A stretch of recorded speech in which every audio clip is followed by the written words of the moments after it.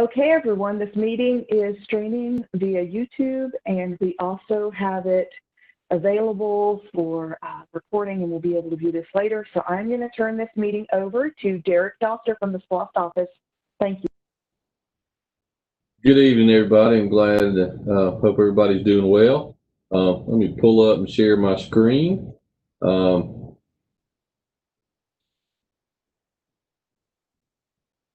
Figure out how to do that real quick. I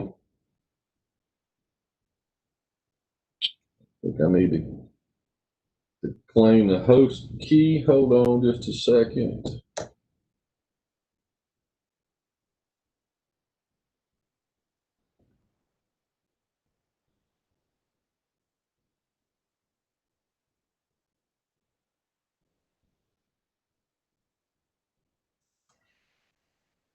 I'm having just a difficult moment here. Just give me just a second, please.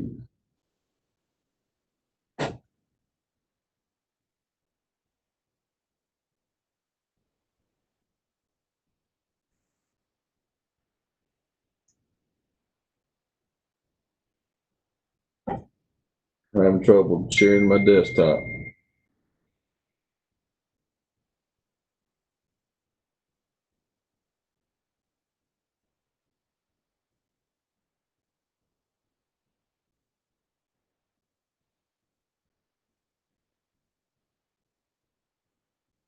All right, I think we've got that information taken care of. Can everybody see the page of the presentation now? I see that, Derek. I see your title page and your presentation slides down the left-hand side. Thank you very much. Now we'll get going. Again, everybody, this is our presentation for the Firefly Phase 3 project. This is the exact same presentation we presented to the Mayor and Commission. If those of you who saw that during the work session on August 11th, it's the same information. Or if you didn't get a chance to see that, then we hope to walk you through this and provide you some information at the end of it that you can do some more research or do some online investigation in a deeper format when it's completed. Yeah, my name is Derek Doster. I'm the project administration for the SPLOST department. The purpose for our meeting today is we're going to review, again, this is the same information that we presented to the Mayor and Commission. The preliminary plans, we'll review some history, we'll look at the project area, and we'll look at the preliminary plans, select sheets of the preliminary plans because there's so many, and we'll talk about some budget and the next steps during the process.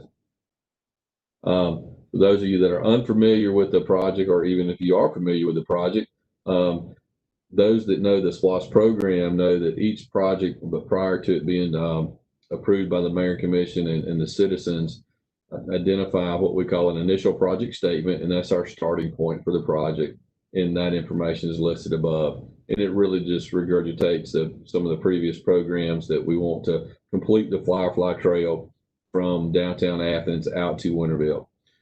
This is the project application that was submitted for the T-SPLOST 2018 program. You can see the red line. That was to develop the final phase or phases of the construction for the Firefly Trail, and it generally follows the old railbed alignment. We're specifically talking about subproject 3 there in the middle tonight. Just a little update that subproject 3.1, Mayor and Commission approved us a little time ago to separate that to begin construction on that section. So we are rapidly wrapping up the 3.1 section in the middle of Winterville. So that should be online within the next month. For those of you that are familiar with what we call subproject 2, that's basically from Old Winterville Road, where the current Firefly Trail ends, out to Hancock Road. We have issued the notice to proceed with the construction project, and our contractor is working on the preliminary activities there. So hopefully very soon you'll see some people milling about out there and doing some work, doing their clearing and grading and getting silt fence and some of the preliminary activities up as they start to construct that project. And then sub-project 4, for those of you that want to know, that the Trail Creek Crossing project is out for bid currently. We had an opportunity to pre-qualify several contractors, so we completed that effort and we're out to bid currently, and we hope to award that contract for construction in the October meeting with the Mayor Commission, and anticipate a notice to proceed to that selected contractor sometime in the middle of November. So back to sub-project 3, as you can see on here, it starts at Hancock Road and goes to Winterville proper, where Athens Road, Smithonia Road, Morris Grove, and Cherokee Road, the intersection there for the proposed alignment. A little history. Some of those that have been following this project for a long time know back in 2006, one of the things we did is a partnership with Athens Land Trust, where there was 63 acres of a conservation easement purchased from the Eugene and Langdale property. And that partnership excluded the historic railbed area from the conservation easement, allowing us the opportunity to fulfill the trail along that at a future date, which is now. 2006, Mayor Commission approved that sub-project 3. Of course, the citizens in 2017 approved the T-SPLOST program, and we just started talking about in July 19th, the award of 3.1. So again, we're wrapping up construction there. A couple of history items about the preliminary plans for the Firefly Bridge, and we've moved beyond that, and we've started construction on the sub-project 2. We did host an opportunity last fall for those that had property along the proposed route. We invited them to an open house on 2 different evenings, giving them an opportunity to come in and provide some comments. And so we mailed approximately 150 cards were mailed out, and we had some good turnout that evening and got some information from those people at that time. But since then, we have developed the plans a little further, so I got a little more detail on them, and we'll continue to share that with you this evening.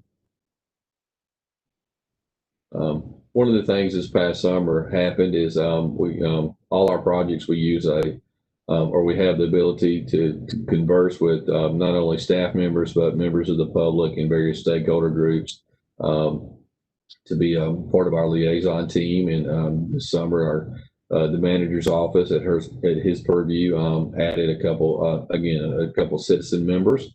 So we welcome them to the team. So again, you can see that the breakout of the user group at this time. We've got several leisure services components there that have been with us for a long time. And we've got 2 long-term Red Trail Firefly Inc. Members with Ms. Dorothy O'Neill and Mr. Mike Hall. And then we also added Ms. Shawanda Johnson and Bruce Johnson. Both are area residents. One's a member of the Firefly Trail, and another is working with a neighborhood leader with the Family Connections efforts. So we were glad to expand our roles, our membership there on the user group, to provide some opportunities and be liaisons back to the area and the neighborhood and the stakeholder groups. All right, just zoom in a little bit as the project map. Again, sub-project 2 down at the left-hand corner is at Hancock Road. So we would begin phase 3 or sub-project 3 there at the intersection of Spring Valley and Hancock Road, traverse a small little piece down Hancock, return to the historic railbed, and we would follow that. That's the blue line out to the city of Winterville proper, right there at the intersection of Morris Grove, Athens Road, Cherokee Road that we spoke about earlier. Again, and the 2 end pieces to this project are currently under construction. One's wrapping up, and one's just getting underway. Part of the preliminary plans, these are the typical sections. These are sections that you would normally see along the railbed. So each section would be a 12-foot wide, or proposed project is a 12-foot wide concrete trail. One section has an opportunity to move along fairly quickly, and then the second section moves along in the majority of the trail. And so they're very similar. There's just some nuances between the station numbers where a contractor would know where to put what. So starting to share some of the preliminary plans, we've got again the starting point here at Spring Valley Road and Hancock Road. We would install what you would consider a typical crosswalk from the end of subproject 2, cross Hancock Road, proceed down Hancock Road, and then you see where the trail bed enters the rail bed alignment. That allows us to have a safe crossing across that road and not have a mid block or a blind spot in those curves coming around Hancock, or if an opportunity for someone coming down Spring Valley Road to turn on to Hancock and then start picking up speed and then seeing somewhere having a blind crossing there. So we'd like to have those from a safety standpoint. Any road crossing that we like to have closer to intersections for increased visibility, and that's where people expect to stop. Stop signs, and they're usually more attentive in those areas just for normal driver habits. This is a rendering we put together on this first little section. You can see the existing conditions to the left and proposed improvements to the right. You see the move away from the trail a little bit. We would have to relocate that power pole, but those are just typical construction activities that we would have to do. And on the bottom, you can see the plan view and the cross-section view there. And then there's an aerial view of the location of where the photo was taken. This is a typical plan and profile sheet. This is just inside or just downstream a little bit from Hancock Road where we just saw that rendering. But the typical plan and profile sheet, you can see with the plan section that we're just following along the center line of the old rail bed where we can most appropriately. You can see the contour lines in there. That's a pretty good cut section. What that means is the trail actually sits well below the adjacent property, and each one of those lines is a foot contour. So about the middle of the page, the trail section is below the adjoining properties anywhere from 12 to 15 feet. And then you can see the profile section at the bottom is the dotted line that's barely visible is what is considered existing grade, and the darker line on top, what the percentage is the proposed grade. So you can see we're truly trying to follow the existing rail bed as much as possible, and at the same horizontal and vertical alignment. The rail companies, when they built the railroads, they wanted nice, flat, long opportunities to reduce slow down of those trains, so it makes a nice trail pattern. This is just right down from that preliminary plan, or from that plan view we just looked at. You can see the aerial view down at the bottom. So we've moved off Hancock Road and are getting behind a few of the homes and approaching some of the neighborhood there along Spring Valley.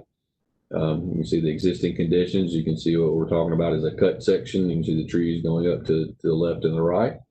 The proposed improvements, the rendering a sketch, artist what it would look like with the trail through there through the tree section.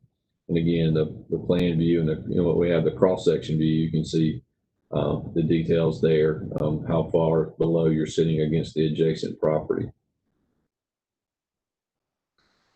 We moved down the trail a little bit, and this is getting closer to Spring Valley and Rannick Road.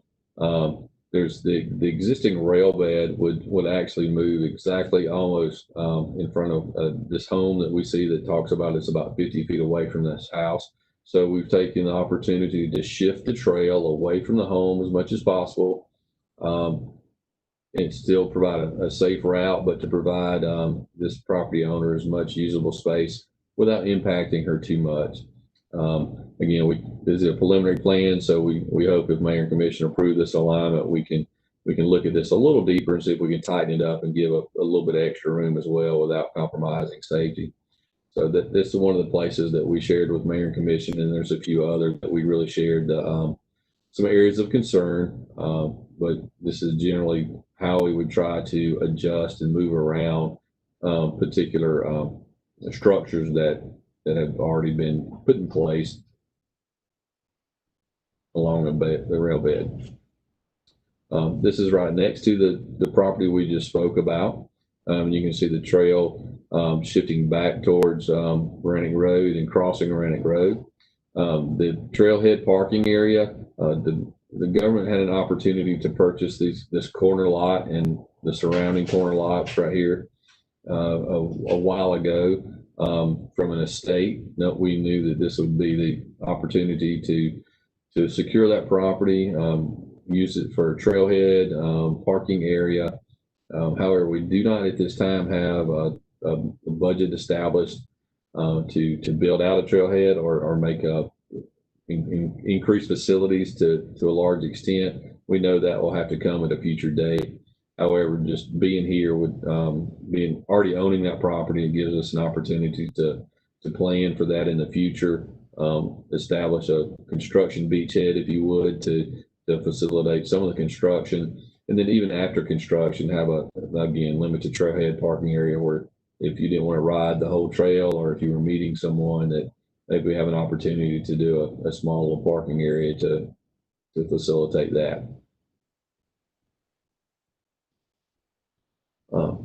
Again, moving on downstream, if you would, even further towards to Winterville, the trail bed here, we're right in front of the Thomas Farm subdivision. If you're familiar with that area, this is where the trail crosses Gretchen Lane.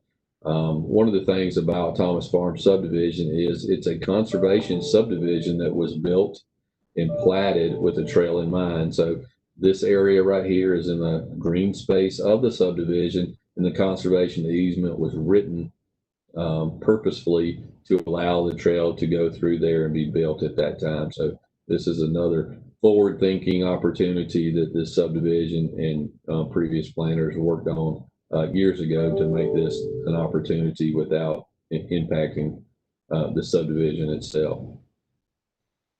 This is the second, or depending on your travel, the second or the first entrance to the Thomas Farm subdivision.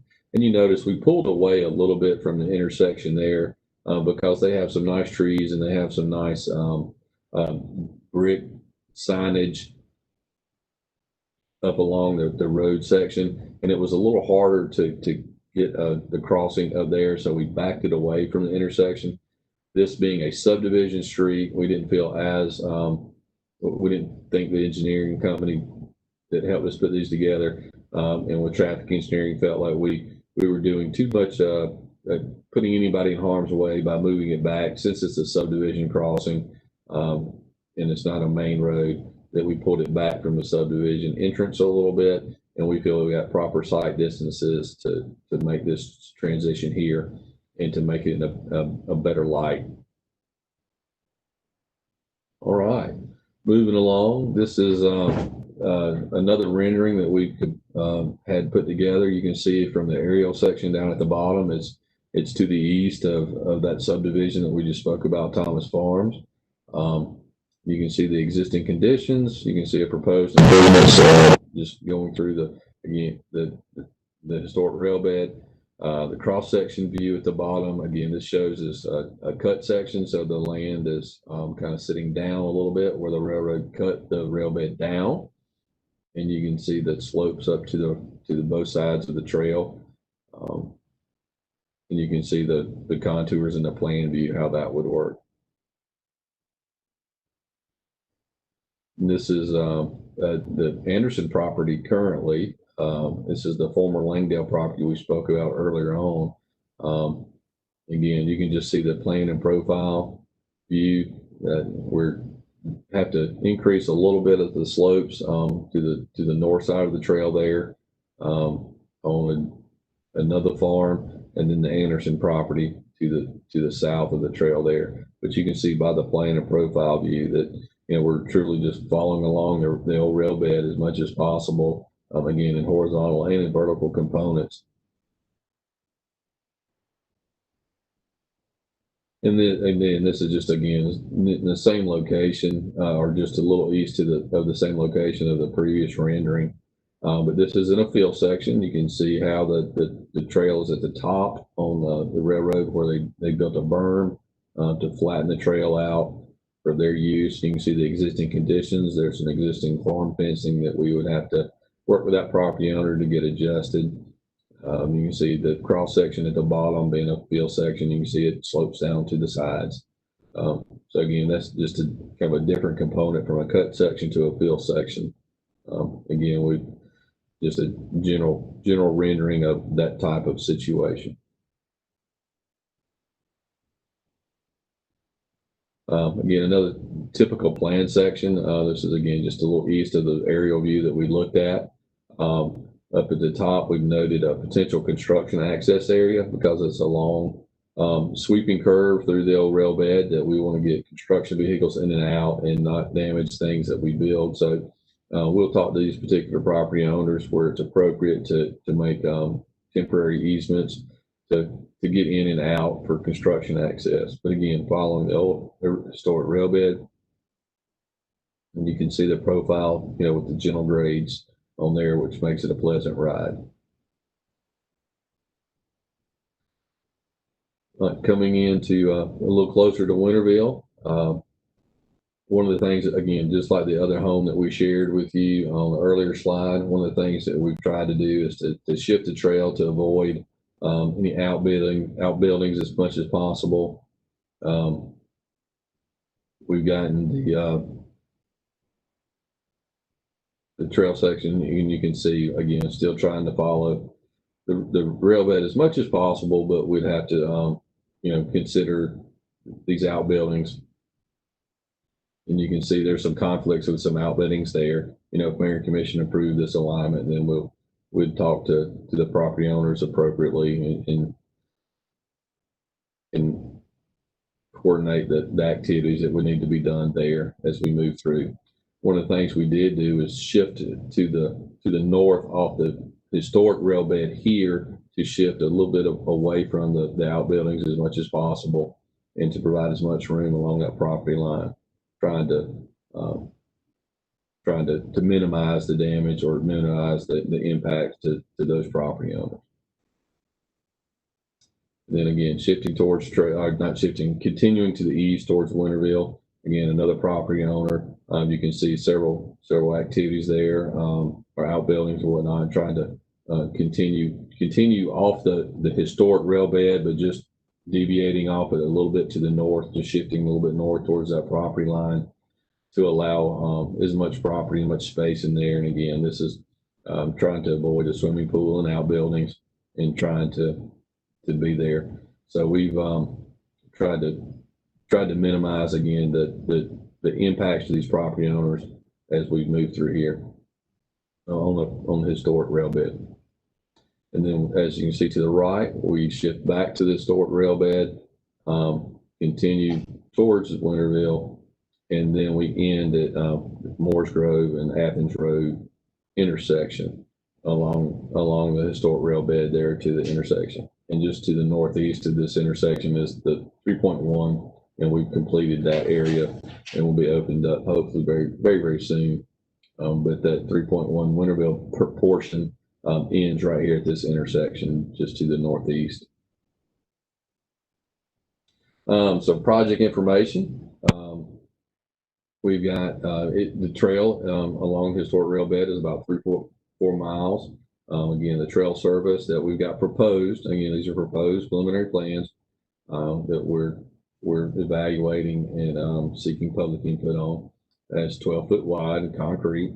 The start to finish out of the 3.4 miles from Hancock Road to Winterville intersection, there's about 75 property owners that we need to converse with and get easement agreements from those property owners. And again, one of the first things that we need to do is, Mayor and Commission approve the preliminary plans or give us guidance on any adjustments to there, so we know exactly what property owners that we need to converse with. Again, Brannick Road, there's trailhead parking available. We own, or I say we, Athens-Clarke County government owns those. The Thomas Farm subdivision and the Langdale property, there was conservation green space, preserved the opportunity for this for an extended period of time here. And we understand that there's areas of concern. You know, there's about 6 properties with structures very close to the proximity, and there's 2 or 3 outbuildings that we would have to work with those property owners to either relocate them or monetize those in a proper manner. So we understand that there's still questions out there, but we also know that until the alignment is solidified, then some of the additional work, you know, that needs to be done will be pending that. Told you we talk about budget. You can see our project budget here. Revenues, capital expenses. You know, we $16 million for the T-SPLOST program. And if you look through all the things that the existing construction projects that we've got ongoing, some of those that are yet to be constructed yet, we've designated those projects, designated those contingencies. We estimate the designated land acquisition at about $750,000 for the sub-project 3 portion of it. And that would leave about $2.3 million available for construction. And our current estimates are larger than that. And we shared with Mayor and Commission that we estimate currently about a $1.4 million budget shortfall. And one of the things that we don't know definitively now is some of the contingency money that we have set for the other projects. You know, if we don't use those, then of course, then that contingency money can be utilized here to reduce this shortfall, or the Mayor and Commission can guide us in an area to make up the shortfall to take this project to completion. Or if we get closer to that area and we don't have the available money to pave the whole section, we can look at alternate surfaces for a short period of time, hopefully to make do until that area can be paved in a future date. Public information opportunities, leisure services. We have the leisure services listens web page is available, and it's got a lot of information on there. Please take your time when you go to look at that. This presentation will be on it. We've got the boards, the renderings that's on there. We've got a full set of preliminary plans. So if we skipped over your property this evening for the sake of time, you can look at those and go through those pages one by one and find the area that meets your property and see the proposed work there.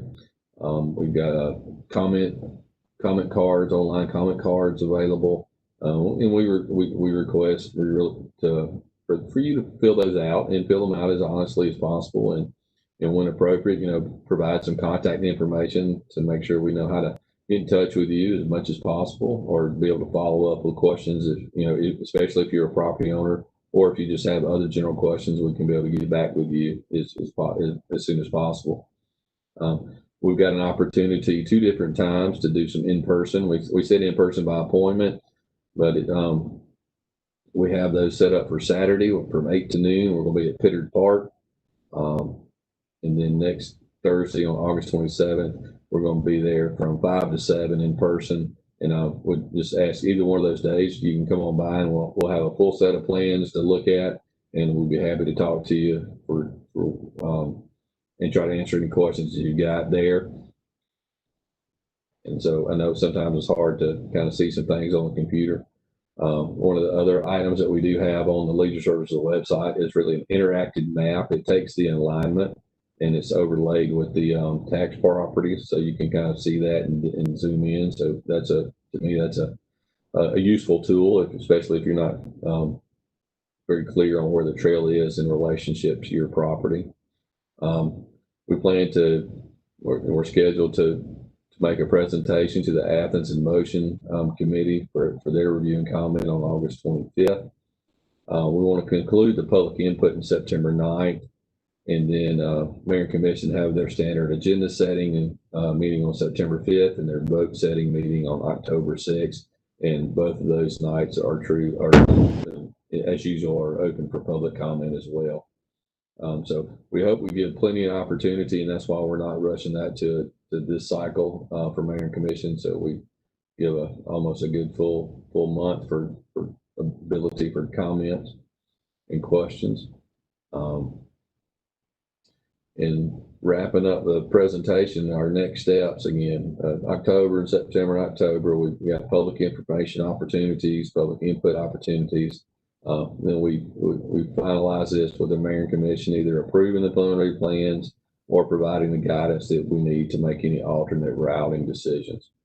And then based on the mayor and commission direction or approval, we'll go into the fall of 2020 and then through the summer of next year, finalizing design, completing our due diligence, title work, appraisals for those property owners that we need to acquire easements from, any other type of due diligence we need to do to finalize the construction documents, acquire the easements, do our project permitting that's required, and then move to the summer and fall to develop our construction and bid documents and get the mayor and commission to approve a construction contract. And then in the fall, move into construction, and we anticipate construction completion in January of 2023, which will be the winter of 2023. So that's the presentations for this evening. I know there's several people that probably have some questions or comments, and I'm going to stop sharing and turn it back over to our host to facilitate any questions or comments. Great. Thank you, Derek, for that presentation. And just to remind everyone that's attending, I do see that we already have a couple of questions in chat, so we'll get to those in just a moment. But I just wanted to remind everyone, we have a few different options for you to weigh in or ask your questions. One of those is you can ask your question actually directly by virtually raising your hand. I'll see this on my screen and I'll be able to unmute you so that you can then ask your question. If you would like to ask your question that way, look on your screen for an icon, looks like an outline of a person with 3 lines. If you click that, it'll give you a number of different options. One of those is to raise your hand. So I will see that once you raise your hand, and I'll be keeping an eye on the list for virtually raised hands so that way people can ask questions directly. If you're not comfortable or the hand is not showing up for you for some reason, you can also use the chat feature, or you can use the Q&A feature.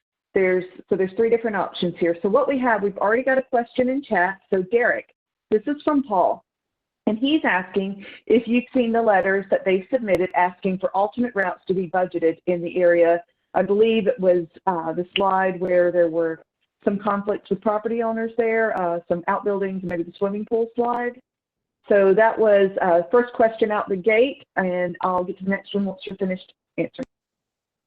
I personally have not seen any letters. I've been advised that there have been a few requests to look at alternative routes, and we're working that through the proper channels with the attorney's office on the SPLOST application, making sure that any deviation off the trails, what's appropriate, how far the deviation could be. So we want to make sure that we're properly following those alternative. Any alternative analysis that would be legal. So we are aware of a few, and again, this is trying to make sure that we understand what allowance, if you would, that we can make off the trail or how far off the trail. So that was that's been moved to the appropriate elected officials in the manager's office and the attorney's office. I've not received a response at this time. However, I'm sure if it comes back that we get guidance from the manager or the mayor and commission to look at alternate routes from a staff level, we'll do so, and we'll do so appropriately at that time.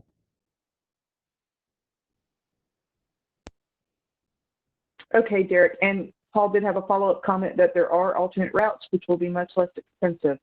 I'm moving on. Timothy was not able to get his hand raising option, so I'm going to unmute him so he can ask a question. Just give me 1 moment, and you can send a request to me if you can't get your hand to work. Let me access and Excellent. Okay, Timothy, you are unmuted. Please, All right. please ask your question. Hey, thank you. Listen, I have a question about, we seem to be going back and forth on this question about a solicitor's opinion on whether you can consider other alternatives. What is the timeline on getting a resolution of that? Because it's been out there for a year now, and we have not gotten a response yet. You keep, every time this comes up, the questions about considering alternative options, you tend to fall back on the solicitor not providing you with the information.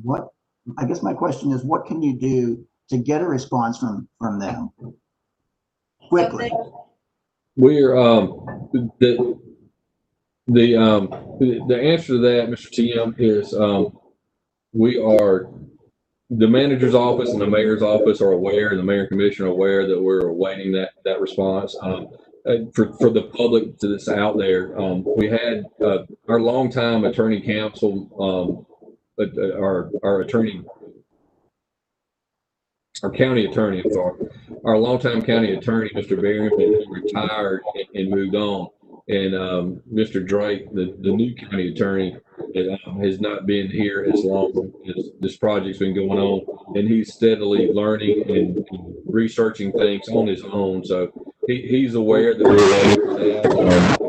I don't direct his work effort, but the mayor and the county manager and the mayor commission are awaiting that. I can't give you an answer of when we'll receive that, but I just like the public to know that there has been a transition in the county attorney's office due to our former county attorney retiring and our new one coming on in the middle of COVID and all the other activities that he has been requested to address by the mayor and commission. Well, if I could follow up, Melinda, just for a second, and Derek, it's apparent that there are other alternatives on the board. It's apparent to me that there has been quite a bit of surveying done, and my conversations with some of your staff and the mayor and our commissioner indicate that there are some alternatives on the table. Are you not at this time willing to share what those might be? I mean, we've done some additional surveying in preparation for a proper for a potential alternate route, and I think there's again, there's no nuance to what those alternate routes would be, but we have not developed them to the point where these plans are today, and this is the plan that we have in front of us. That's the proposal that's going to mayor commission. I mean, obviously, it doesn't take a rocket science to look at a map and say you can go, all the way out in the Morris Grove on Spring Valley and go down, or cut cross country to go to Carney Lake, or somewhere in between. There's a couple different alternates that possibly could be evaluated, but we've just not been given that direction to do so.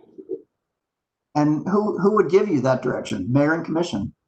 Mayor and commission via the manager's office. We take our orders from the manager's office, and he gets his orders from the mayor and commission. And so, have you briefed them on what the potential alternatives might be? Do they have any idea what they might be?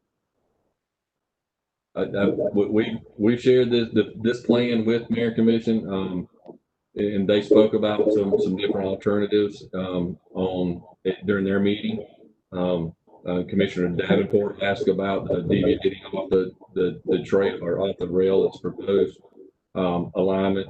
And again, we'll await the direction that mayor and commission provides via the attorney's office.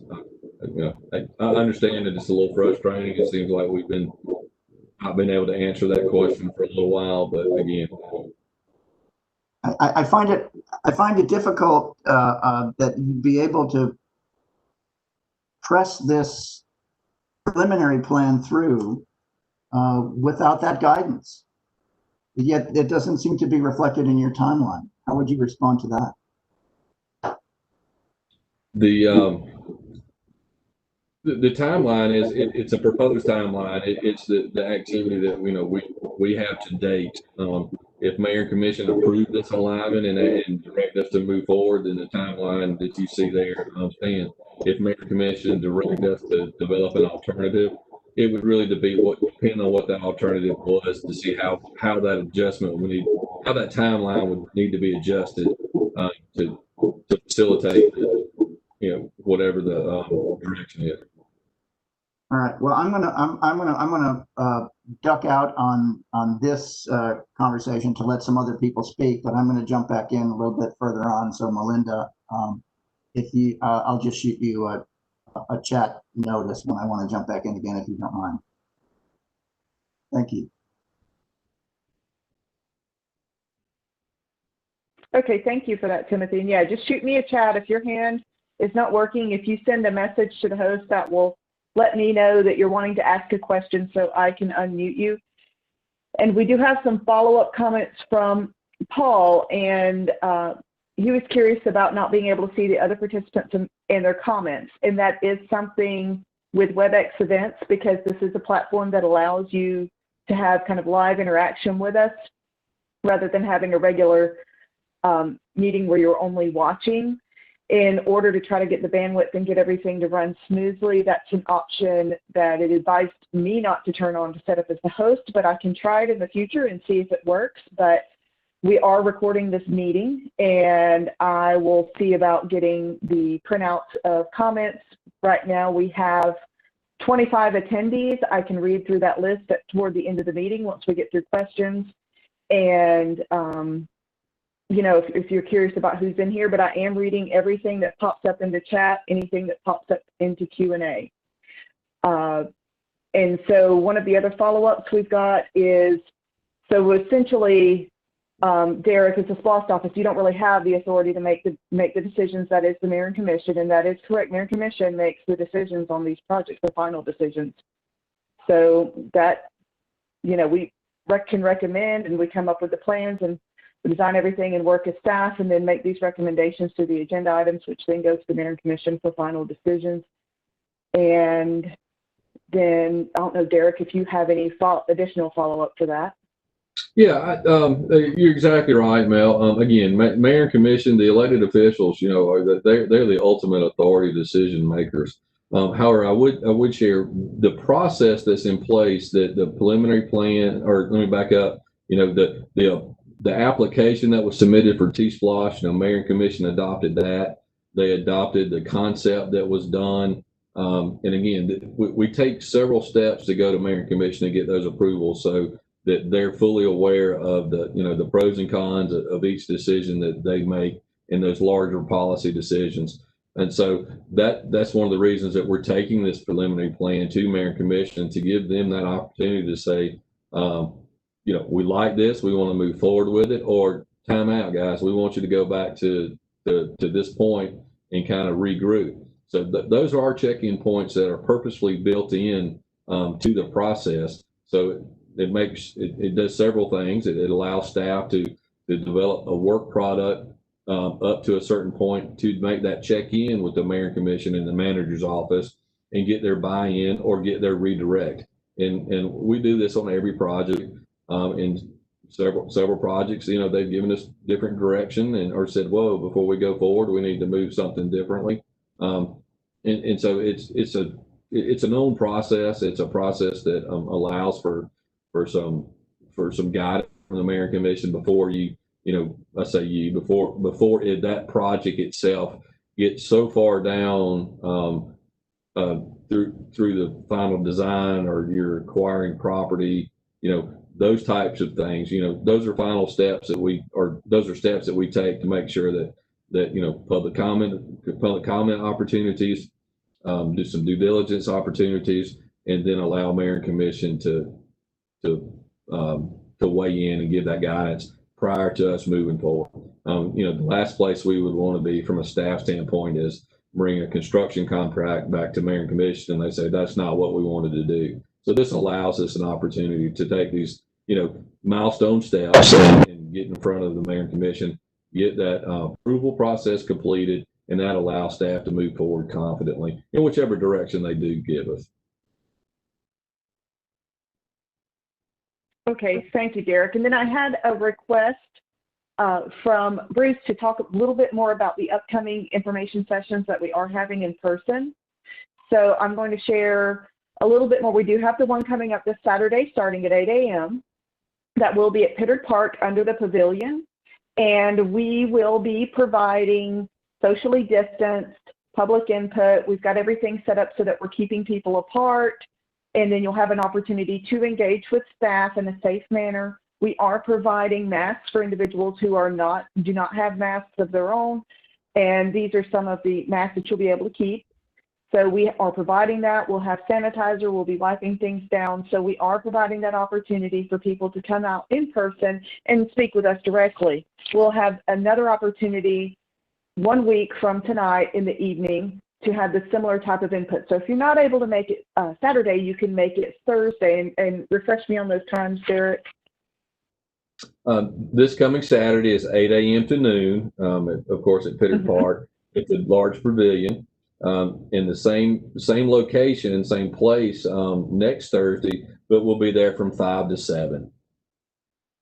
Okay, great. And with that input, we will have the opportunity for you to fill out a comment card in person, or we will have a card so that you can go back to the website and fill that out.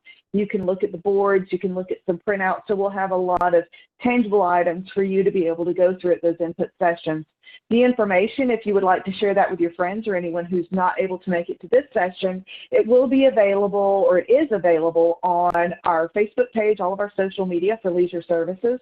If you look on our Leisure Services Listens webpage, that's accgov.com/Leisure Services Listens, we provide all of our information on any projects that we're currently have in progress or taking public input on. So you can go ahead and look at those. It's a good resource for you just to keep tabs on what we're doing in general. This meeting is being recorded. It is streaming on YouTube. So you will be able to go back and revisit. If you do have some questions or you want to look back through the presentation, that's a great opportunity as well. And let's see here. We have some more comments coming in on chat. Okay, Paul said he was confused and thought we had some decision-making authority. So I think we've gone through that one. And let's see. Paul will come visit us in the park on Saturday. So we'll be seeing him. And then, oh, great. Stephanie can help me with WebEx. Great. Thank you for that. Looking on from the others, I'm going to go ahead. I'm not seeing any raised hands, but Timothy did want to ask another question. So, and not seeing any additional questions in chat or any raised hands, I'm going to go ahead and go back to Timothy. Hey there. Okay, Timothy, you can go. All right, great. Thank you. Thanks for letting me back on. You know, I shared I shared in my previous comments, written comments at the initial public meeting, and then at a meeting that I had with our commissioner here on site, and I shared a video with Patrick Davenport as well about a pretty significant stormwater drainage issue related to the development on my particular property. Have you considered, or have you done any stormwater drainage studies to determine what the impacts of this might be, particularly on my piece of property?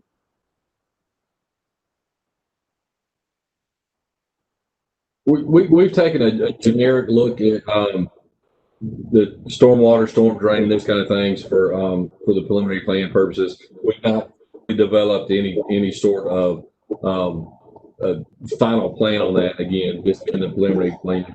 But we're happy to talk to you about it or any concerns that you may have on that particularly. Let me ask you this then: has Patrick shared that video with you? I've not seen the video, no, sir. Okay. If will you be at the meeting on Saturday? Yes, sir. All right. Yes, sir, I will. I'll bring it there, and I'll show it to you, and then give you a thumb drive so you can take it back to your team. Wonderful. not to bore people about this, but the project, when you do this project and you become owners of the rail bed, you would be responsible for the stormwater runoff caused or coming from that new work, correct? When you say the new work, you're referring to the trail. Is that? Yes, sir. Yes, sir. Okay, just clarify that. Yeah, we will we'll go through the permitting process. Like any development, we submit the plans to the planning department, the transportation and public works department, and let them review that against the appropriate codes, code sections that are there. So depending on where the trail is, what the trail's doing, and all a lot of the details, if you would, that drives some of those decision-making points.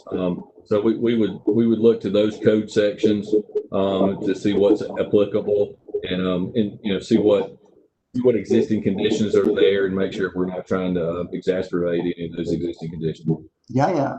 Okay, well, we'll talk about that again on Saturday as well. When I spoke with the surveyors, I had a conversation before they arrived on the site, and then while they were on the site, and my understanding was that they were going to document significant trees in the right of way. Can you tell me whether that occurred or not? Do you have that information? I know I can't vouch that they surveyed every tree. I don't want to make a claim that I can't substantiate, but they did. They documented most everything that we've asked them to. So there's some trees there shown and such not. Right, the significant trees. So if there's a 60-foot oak in the right of way on my property, that would show up somewhere in your database. Yes. One with me. Okay, that's good. And so do you have the flexibility to kind of, I mean, this is a preliminary plan, right? So you have the flexibility to kind of move around those kind of things. Trees are important, right? You would agree with that? Oh, I think trees are wonderful. I think that's one of the beauty activities, or say activities. One of the beauty of following the old rail bed is that, the majority of when the rail bed was built, a lot of trees grew up along those shoulders, and I think it's a wonderful shady opportunity to do that. However, I do want to be conscientious of people's private property and those types of things as well. Mm-hmm. I only ask you that, Derek, because I know there was an issue on the Winterville segment about some less than sensitive treatment of the trees in that right of way, and that there was some back and forth between you and the city government in trying to make that a more tree-friendly development. So I want to make sure that in this section that goes so close to our yards, that we do the best we can to put that trail in a position where we maintain some of these resources that are maybe 50 or 60 or maybe in some cases older than that. So what I'm hearing from you is that you have the flexibility to do that, correct? We do. Again, we want to look at all the details and data. For example, if there's a large tree there in close proximity, would bring out the county forester and arborist and assess the quality of those trees and are they downcline. We want to look at as much data as possible, decisions we can for everybody. Right. So let me ask you this: if I know we have gone over the right-of-way proper, boundary proper, in select areas, and we've done them for good reasons, I think. I mean, there are a number of areas that you've slid over the right-of-way to accommodate some physical feature that you needed to work with, right? Yes, I mean, I think that was evident, or at least I hope it was evident that we're trying to I think we've labeled it areas of concern to make sure we try to minimize that as much as possible. Yeah, minimize it. I get that. So there's no real. I mean, I understand the Morris Grove Road alternative might be a stretch, but going over the right of way by 15 or 20 feet in order to kind of make an adverse condition work, either to preserve some trees or give somebody a little bit more space, that seems to me to be within the realm of possibility. Would you agree? I would think so. And I think it would, again, for each individual person or each individual family, we have to look at it holistically. There's been projects in the past where one particular property owner or one particular homeowner would share a concern, and to avoid that concern, it created a concern downstream for a different reason. So we just have to be conscious of that. Again, I think we're more than willing and more than favorable to look at each particular aspect of it and see what can and can't be done holistically. Again, we want everybody to think positively of the project and at the end game. So again, we're willing to work with everybody, but we've got to have a kind of a starting point, and this is it. Mm-hmm. Now, I have one more final question, and then I'll just get back with you on Saturday. In terms of adding people to the user group, the user group is the intention of that is to represent stakeholders and constituents and bring our viewpoints back to you so that you can incorporate those into your decision-making process, right?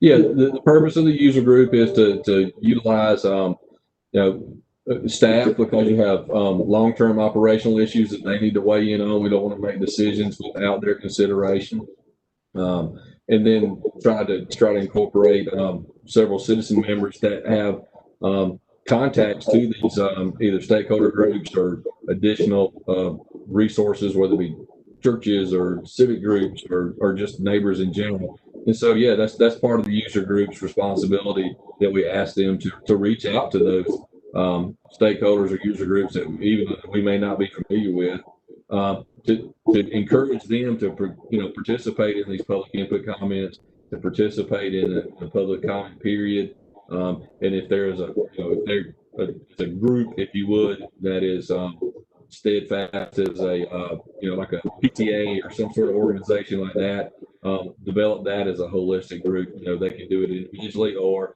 they could do it as, hey, we are the PTA of Winterville Elementary School. We prefer this, and this. So yes, that's the role of the user group, and that's why the manager's office has staff members and also has public members on there as well. Well, I would extend an invitation to any of the people on your user group to visit the property in person. I'd be glad to square you around and show you, particularly your two new additions from Winterville, who, I mean, it is a COVID and all that other business, but it would be nice if the people that were representing interests in this area of concern had some firsthand knowledge of what the on-the-ground issues are. So I'd extend an invitation to make that possible to anybody in your decision-making process that wanted to do that. Thank you. So I hope you take advantage of that. Okay. I'm done. Thank you, Timothy. Okay, I'm going to move to the questions that are in the Q&A bar. I've been fielding what's coming through chat. We have a number of questions that have come through Q&A, and then we also have a raised hand from Marla. So let me get to these Q&A questions, and then we will get to the raised hand. So hang tight, everyone. We're going to move through these.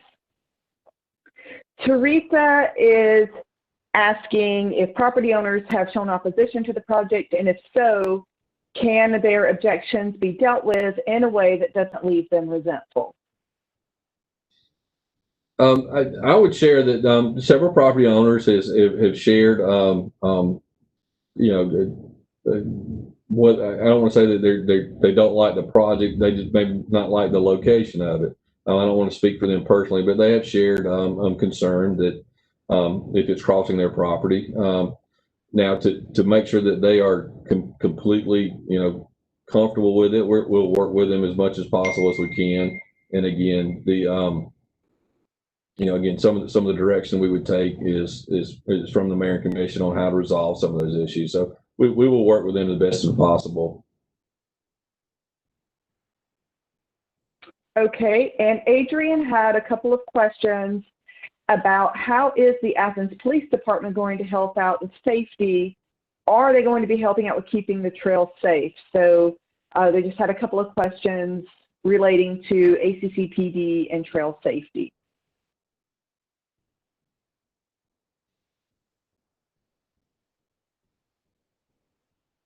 And I think probably, Derek, that one is better for me to answer.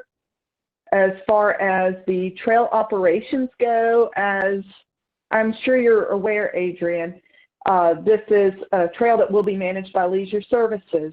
We do have regular staff patrols that take place. We also have the Trail Ambassadors Program, which is a group of volunteers who are out on the trails to help be eyes and ears on the trail, as well as report anything they may see that isn't right, or to help people remember to leash their dogs or provide them with a leash for their dog. That's probably that, and just forgetting a doggy bag are probably our biggest offenses on the trail as far as trail users go. So we have a group of volunteers that are out there helping. We have staff inspecting, and if there is an incident, we do call PD and keep them involved, but we do not have them set up on a regular patrol schedule. We don't have a history of issues that would require regular patrol by the police. It's really been a great trail system, and we haven't had issues with illicit behaviors. Like I said, the biggest thing we have are off-leash dogs, and we figured out a pretty good way to manage that through our Trail Ambassadors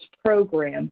So ACCPD does respond if there is an issue, but typically that's not something that would happen on the trail. And then we had another question in the same threads with Ryan. So that, again, is the coordination efforts. We do have a relationship we maintain with ACCPD, so we are able to reach out with them if we do have any needs for anything on the trail system. Wesley is asking how will we access the recording. The recording will be available on the YouTube channel. We can share a link with that on our social media and on the Leisure Services listens page once this is over. We'll make sure and get those loaded so that you can access these recordings and have those available to share with others.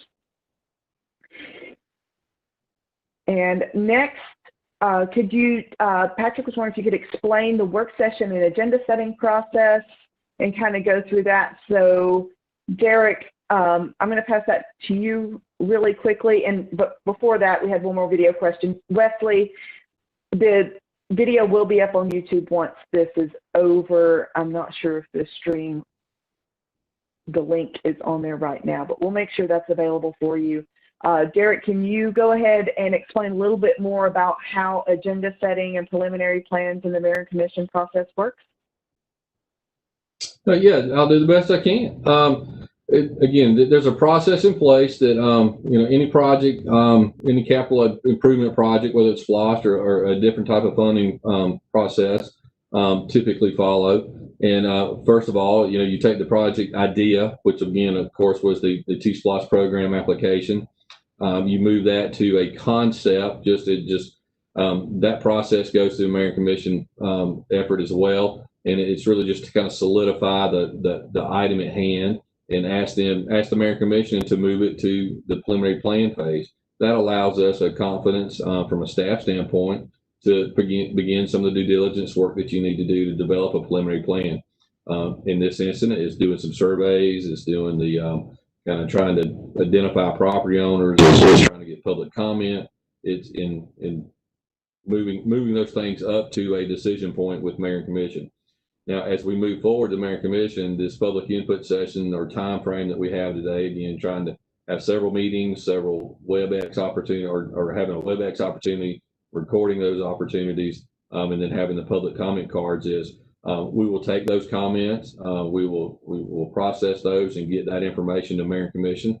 And for example, if there's a 100 people that say they like, bologna sandwiches and 100 people that say like ham sandwiches, we'll let mayor and commission know that that was the input that we received.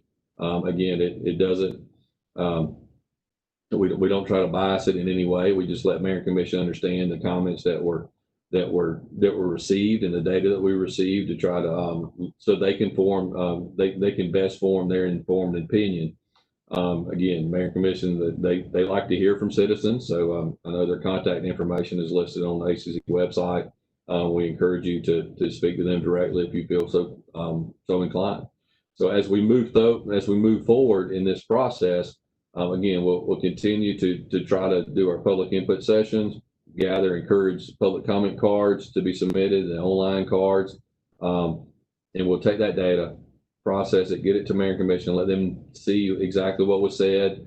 And then there's the normal agenda setting meeting, which means there's an agenda item, a specific item that has some of the similar information that we have provided tonight, the budgets, some history items, items that we call faction issues that mayor and commission need to know about. And it's a little written report that everything that the mayor and commission vote on, there's a little report that goes with it. And we developed that report to make that mayor and commission sees, and it's published on the mayor and commission website as part of the agenda, the public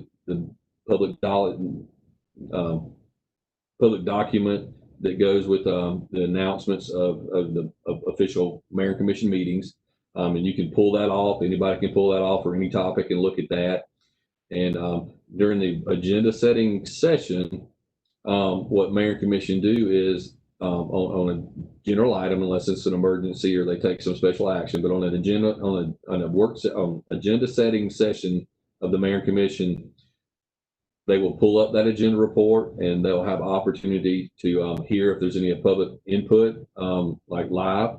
I think currently during this session right now that people have the opportunity to come to City Hall and get in front of a computer and speak and hear and speak to the mayor and commission about any topic that's on the agenda. And then what mayor and commission will do is they will discuss this item amongst themselves. They may have questions that they ask staff, or they may give the manager's office some additional direction. So they have their own interactive conversation live or in public, like government should. And then at the end of that meeting, unless there's some definitive statement that's made or some definitive direction or consensus with the mayor and commission, they will bring that item back up for discussion on what we call the vote meeting. That's where they take a formal action and they either approve that agenda item or they disapprove or they reject that agenda item, or they also have the opportunity to what they call a commission defined option. So they can either say yes to what was presented, they can say no to what was presented, or they can develop an option that they derive themselves and put that on the floor and they discuss it there. And if it proceeds to a vote, then the mayor and commission vote on it, and that allows staff to know what direction they've asked us to move forward with in a formal action by mayor and commission. Okay, thank you, Derek. I did have a couple of other questions come through, but I'm going to go ahead and get to Marla. She's had her hand virtually raised for a little bit. So Marla, Hi, you are unmuted. Go ahead with your question. Hey, sorry about taking so long. We got a lot of questions here. It's okay. I mean, I'm pretty much nervous about public speaking, so it's fine to delay. But so I was just wondering, so y'all actually have not seen any alternative route for Morris Grove Road from the engineers, right? I'm sorry, I did not hear that. Could you repeat that, please? Yeah, so y'all actually haven't seen any drawings for an alternative route that goes along Morris Grove? No, we've looked at several cross sections and looked at some opportunities if something was there. Trying to just to be able to answer any mayor and commission decision or question, but we've not fully developed anything from all the way out Morris Grove, no, we've not fully developed those plans yet, no. Okay, so another thing is, okay, so my husband and I, the trail is going to be within 50 feet of our backyard. And also, our concern is definitely our privacy because basically, if you're on the trail, you can see right into our bedroom window, 24 hours a day. And our house sits pretty far back on the lot. We're in the Oakmont subdivision next to Dr. Edwards' property, like touching the trail. So just wondering like how y'all would plan on compensating people whose privacy is basically destroyed by putting in the trail.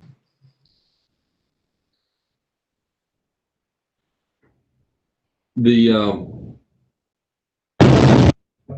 development or the compensation for each property owner that is impacted in regards to where we need to purchase those easements, that a lot of that is established, having an appraiser looking at those land values, looking at the impacts to that, and allowing those experts, if you would, to develop those cost analysis, cost comparisons, to provide us, because I'm not a land person, in that regard, to provide those opportunities to say, hey, this is what this value or impact would be.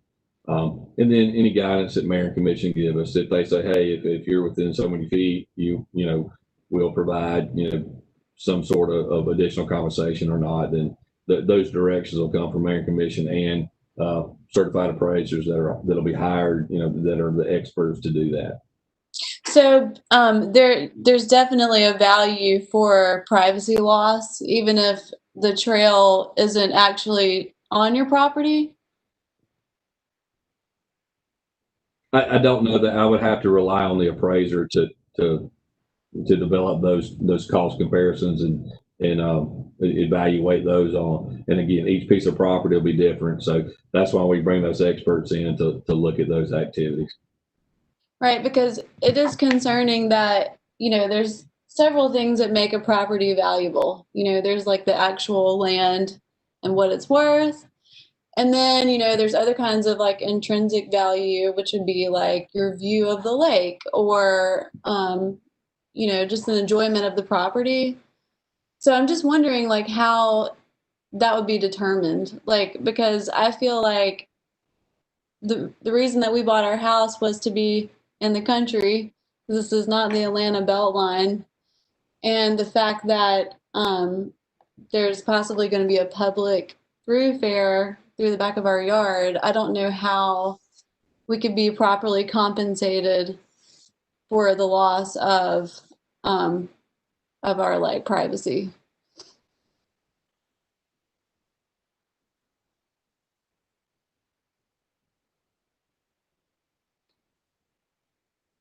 Again, we rely on some experts to try to evaluate that and approach that at the appropriate time. And I understand the concern. Please don't think I'm not concerned with people's feelings and their property. But we'll allow the experts to look at that for you. Because I agree with what Tim said, that for people to truly understand the impact that this is going to have on our section of the trail, which would be like the Oakmont section all the way down, getting close to the 5 Points, people should come and look. It's significant. You cannot see exactly how intense it is from like a line drawing, Yes, ma'am.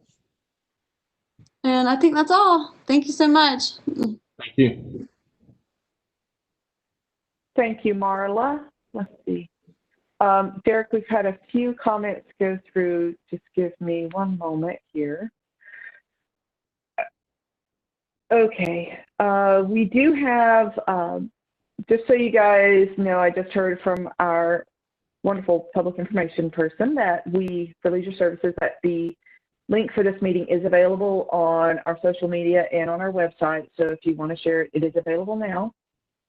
And we had a couple of comments, follow up from Paul, just to kind of reiterate what Marla was saying, that really not interested in selling their privacy, and that this proposed route would remove over 10 large privacy screen trees, some of those being over 60 years old. Some of these things I think we can talk about as far as trees, fences, things like that, understanding the privacy and everything. We get it, and we are working on addressing that and looking at everything with this route. But one thing I will remind, and I'm not sure if this helps or not, the trail is not open 24 hours. It is open from sunrise to sunset. That may or may not make a difference for you, but I did want to just make you guys aware. And I'm trying to see if there's anything else here on the comments. One person wanted to bring up, and that is true, the property values do increase with the proximities to trails and parks, so that is something to keep in mind. And that's been proven across multiple cities across the country. But again, I know you can't really place a value on your privacy, and understand that. I am looking to see if there's any more comments or questions, and I'm not seeing anything. I believe we've got everything addressed. So Adrienne is following up, who controls the dawn to dusk? And again, that's just something where we have staff out patrolling, we have volunteers out there. We don't have a way to fence it in. It's a generally known thing, but if there is someone out there after hours, we can call and have that issue addressed. So that's one thing where we ask people, if you see someone out there, if it's after dark and they're on the trail, we have ways where you can get a hold of us, let us know, we'll address that. So, oh, got another comment coming in. So that is something, you know, we don't have a barrier, but that is the rule, is that the trail is open from sunrise to sunset. And I would say we have our trail users do pay attention to that. Paul does not agree that the property values will increase in this area. I think that's you know, that's going to be an opinion that you're going to have as the property owners, and I understand that, because this is something that you do not see favorably as coming through your neighborhood.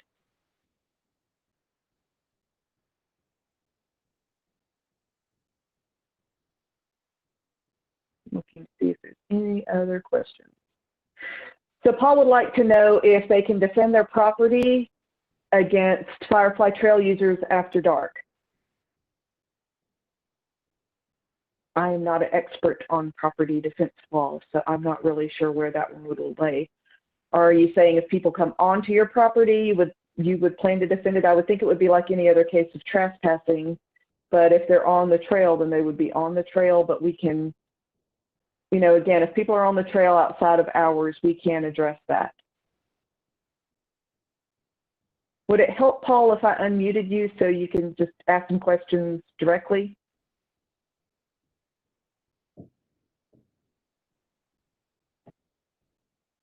That way we can get a little more clarification. Okay. He is fine with chatting. All right. Does anyone else have any questions, comments? Okay. Marla is asking a follow-up about what do you do about putting up fences?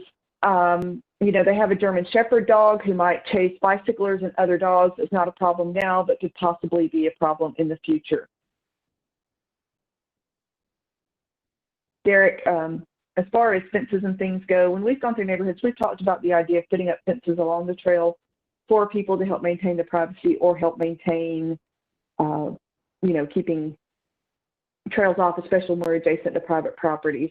Oh, and Mark's question. I'm sorry, Mark, I'll get you in just a second. So, Derek, I don't know if you have any things about any follow-ups with the fence beyond that.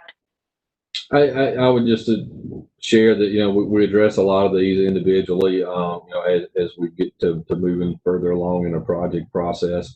You know, if the person has a dog there, of course, you know, they're, you know, have responsibilities to keep their dogs up and do all that kind of stuff. And I understand that could possibly, you know, interject a different component in there, but again, we can address those functions individually, you know, per parcel owner, you know, as we move the project along. Okay, Derek, I apologize. I've missed Mark's in the in the mix of the queue. Mark was asking, as the planning process at this stage is looking at additional funds and or changes in the depth, width, or type of surface material for the trail. Oh, great question. The width of the trail currently up to Hancock Road, well, from downtown out to the new racetrack is 14 feet wide. We're going to proceed with a 14-foot wide trail just beyond the loop, and then we're going to transition down to the 12-foot wide trail. We want to maintain the 12-foot wide trail for the bicyclists, walkers, joggers, wheelchairs, baby carriages, all that good stuff. We think that's the appropriate trail width.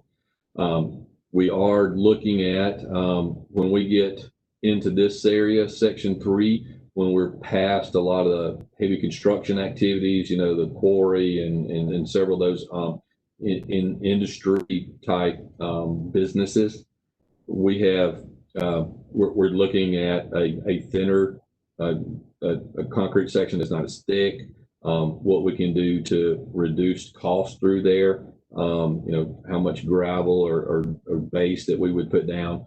We would review all that, and actually we're talking to one of our geotechnical engineers to do some representative sampling out there where it would be appropriate to reduce that footprint and reduce that profile, so we can, you know, be good stewards of the taxpayers' money, and then where we need to, we can beef it back up. For example, we know there's several power lines across the road or gas lines that we, you know, that those heavy constructions from those facilities would need to cross the trail to, you know, get those transmission lines fixed or worked on. So we know there's some isolated areas that we would want a heavy industrial type of trail section, but we would reduce that or try to limit that area where we are. You know, again, some of those activities are location based. For example, when we do trails along the Greenway, we know we have those heavy public utility trucks following the sewer lines. You know, we want to make sure that those are built a little more beefy. And so, but no, we'll definitely have that in mind as we move forward with the final construction bill. We showed the typical section that we have used in the past. Right now for the planning stages and for the preliminary plan stage. However, if we get some geotechnical information that allow us to comfortably reduce a little bit of that thickness, then we would feel more comfortable to do so and have an expert opinion to back that up. Okay, and we've got a couple of additional follow-ups about putting up a privacy fence would obstruct a view, which will affect the intrinsic value of the property, and it's a concern. So maybe privacy fences are not a solution. And then we had a question about how long it might take, this is from Timothy, how long it might take before the trail is paved if concrete is not constructed for budget reasons. That's a hard one to answer because I think it would depend on the level that the deficit in the budget and where that budget money would come from.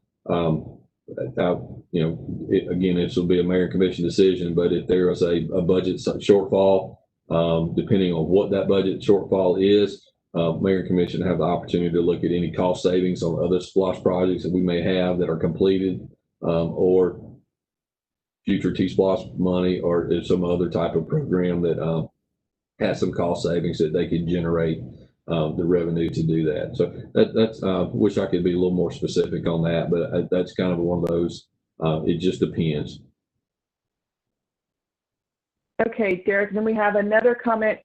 A consideration might be putting, or a good consideration might be putting the trail on Moore's Grove. That could be a less expensive option, considering all the problems with putting the trail behind the Oakmont subdivision. This would also contribute to a safe route to school for the children attending the middle school up on Spring Valley Road.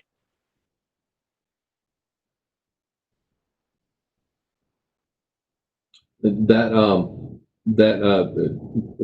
alternative, if you would, if Mayor and Commission chose to move us towards that, those are, you know, could provide some opportunities that this proposed alignment doesn't take. However, it is longer. It would cost more. And and for the sake of private property, you know, we're talking about some people being doesn't care for somebody to be behind their yard. You know, moving the trail up towards Morris Grove, you would be in front of some people's front yards, which may not care for that as well. So again, that we, you know, set the private property side of our conversation aside, because a lot of people may be in favor for the trail, but they just don't want to come across their property. We respect that. However, if you go out to Morris Grove Road, you know, it's just increases the length of the trail. And increases the cost, which increases the efficiency that we think that may already be there. So again, those are some policy decisions that have to be made, and I think Mayor and Commission are weighing those options. Okay, and then Paul just wanted to say thank you, Derek, for all of the explanations and the understanding that you're not in charge of this, but have that unenviable task of being the person who gets to explain the decision. And then Paul brought up that Morris Grove already has a sidewalk with easement for much of the distance required. Looking on the other sections, I see Marla, you have your hand raised. I'm not sure if this is from the previous hand raising, but I'm going to unmute you just in case. See if you had another question you needed to ask. Yes, I think it was from earlier. It was from earlier. Okay. All right. I just wanted to make sure I didn't want to miss anyone.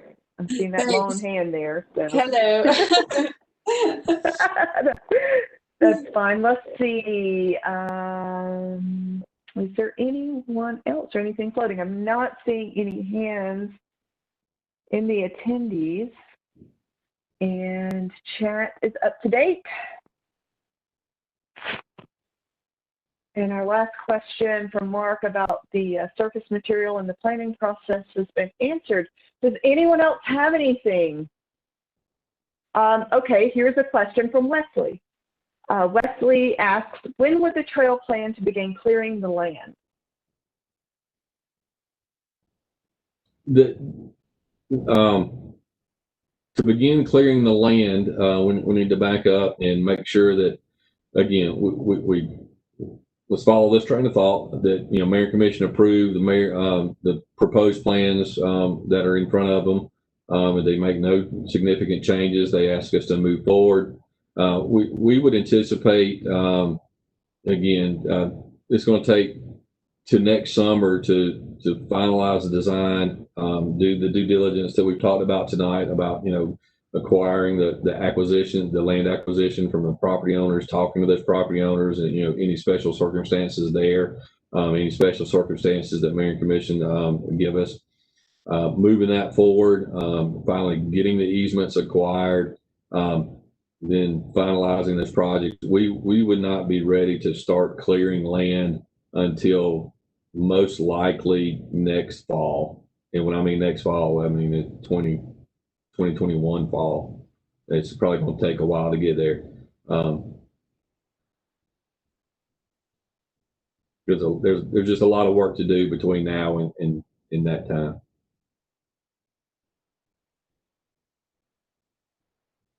Okay, thank you, Derek. Let's see here. Any other questions or comments?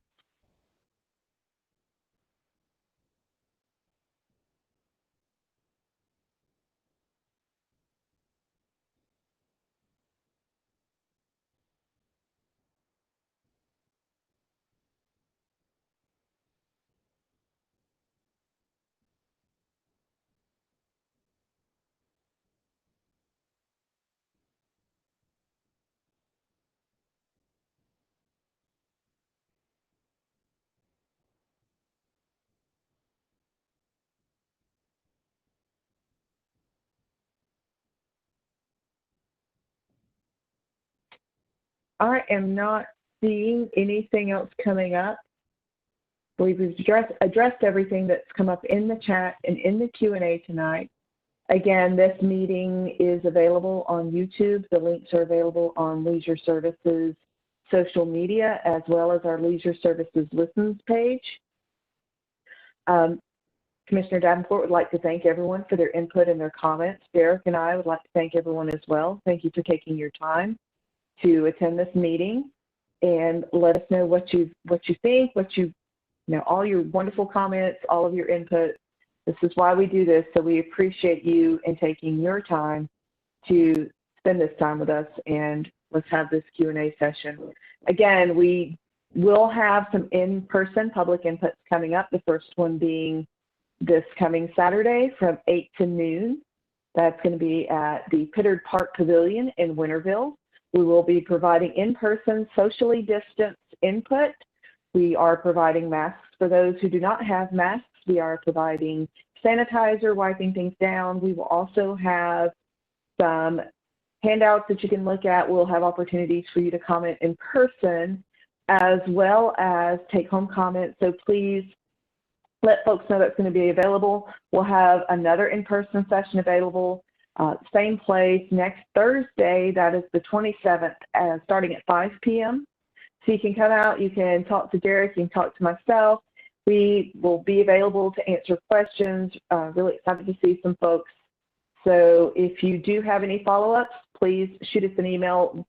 Again, look at the website, Leisure Services Listens. We've got a wonderful interactive map where you can look at the proposed trail layout. You can see how that interfaces with your property, share that information with others, and encourage everyone to comment on our page. We will have that public comment open.